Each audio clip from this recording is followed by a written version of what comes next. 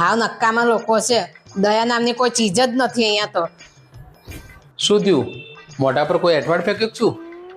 માને તમારું મોઢું નહીં હારું, પણ વાત તો હારી કરો. અરે યાર થયું શું એ તો કે. સોનલ બિચારી. શું થયું સોનલ ભાભીને? થવાનું શું હતું? એનો ધણી એ મળદ જ છે ને. અરે ભગવાન, એનો ધણી મરદ જ છે. અરે એનો ધણી મરદ છે, આખા ગામને ખબર છે, પણ સોનલ ભાભીને શું થયું એ તો કે. સોનલ ભાભીનો પગ મચકોળાઈ ગયો છે.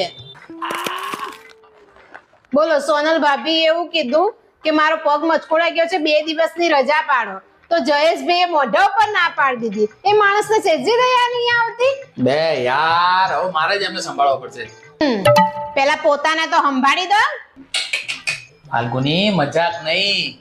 અરે હું એના ધણી જોડે જઈશ અને કહીશ કે જયેશભાઈ, તમારા માટે નોકરી ઇમ્પોર્ટન્ટ હોય ને તો તમે ત્યાં જાઓ, હું ધ્યાન રાખીશ સોનલ ભાભીનું. ઓય, ધ્યાન રાખવા વાળા છાનવાના અંદર જાવ ને. ખબરદાર, તમે 3 દિવસ સુધી ઘરની બહાર પગ મૂક્યો છે તો આઈ બધી તમારી તો. જો બકા, બીજી બધી વાત સાઈડમાં, પણ એક પડોશી તરીકે આપણી ફરજ છે એમની ખબર કાઢવા જવું પડે.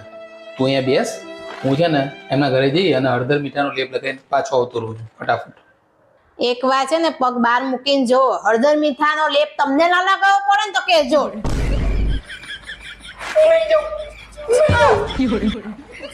ના જોયું હોય તો હળદર મીઠા વાળી